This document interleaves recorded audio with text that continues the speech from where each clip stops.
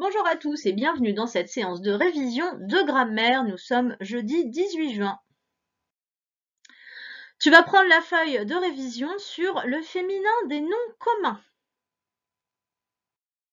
Premier exercice, il va falloir que tu écrives le féminin des noms suivants. Alors attention, les mots en, un petit rappel quand même. Si j'ai un nom masculin en ER, comme par exemple un boulanger, se termine par ER, eh bien, au féminin, ça va devenir boulangère, E, accent grave, R, E. On n'oublie pas l'accent. Si j'ai un nom en heure, comme par exemple un boxeur, au féminin, ça va devenir euse. Donc le R va devenir euse. Une boxeuse, EU, et le R se transforme en SE. Voilà, pour les autres, eh bien, ça dépend. Souvent, on double la dernière lettre quand c'est un N, mais encore une fois, voilà, ça dépend tellement des mots. Je te laisse déjà chercher et puis on corrige ensemble après. Allez, fais pause.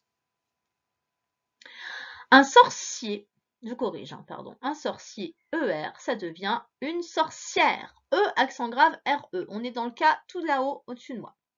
Un berger devient une bergère. Un chien. Alors, ça se termine par un N.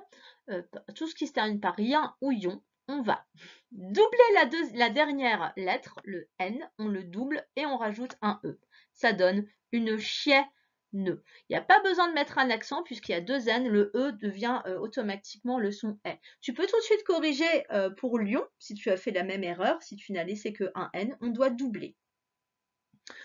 Un chat, eh bien, même chose, on double la dernière lettre et ça devient une chatte de T. E. Un lion, on double. Oups, je suis allée un peu vite. Une lionne, on en est là. Deux N, E.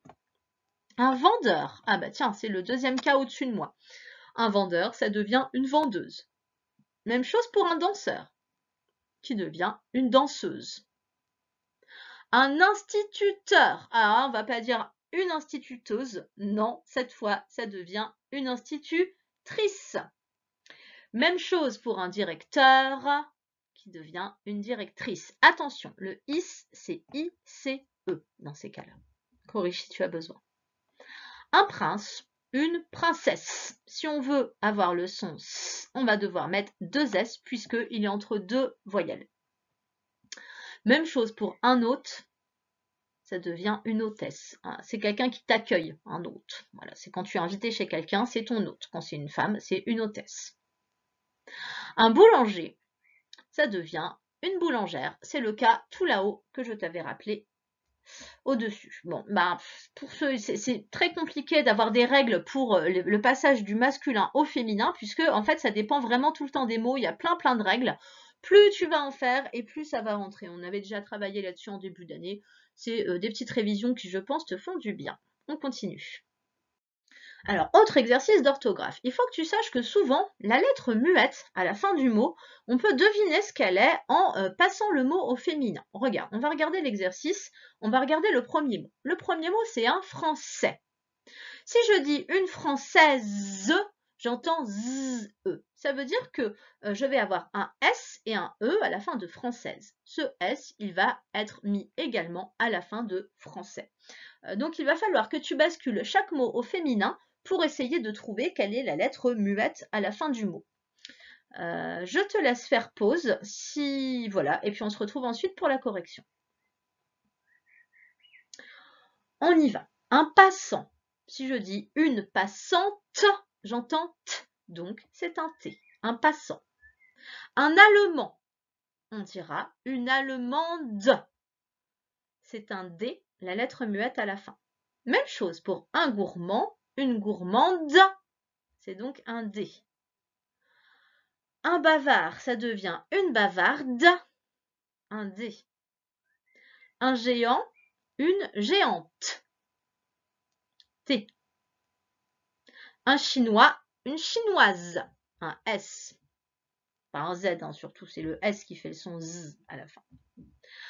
Un saint, ça devient, c'est un saint, une sainte, hein, comme voilà, les fêtes du calendrier, c'est la Saint-Nicolas ou alors la Sainte Bernadette. Voilà, donc c'est sainte, on met donc un T à la fin de un saint. Un anglais, une anglaise, c'est le S. Un renard, une renarde, et on met un D. Voilà, encore une fois, ça, ce sont des réflexes que tu vas finir par avoir au fur et à mesure que tu vas pratiquer. L'exercice suivant, il est un petit peu plus facile. Il va falloir que tu classes les noms dans le tableau. Tout là-bas, à gauche, ce sont les noms masculins et sur la droite, ce sont les noms féminins. Donc, à toi de les recopier au bon endroit. C'est pas très compliqué, en fait, il n'y a qu'à regarder le déterminant, je te rappelle. Allez, tu fais pause et tu recopies. On y va. Dans les noms masculins, on a un client, un employé, un voisin, un marchand, un gamin. Dans les noms féminins, une voisine, une marchande, une cliente, une gamine et une employée. Alors, à chaque fois, pour les mots, on a rajouté un E à la fin. Quand tu regardes bien, un voisin, une voisine, un marchand, une marchande, une cliente, un client, un gamin, une gamine et un employé, une employée.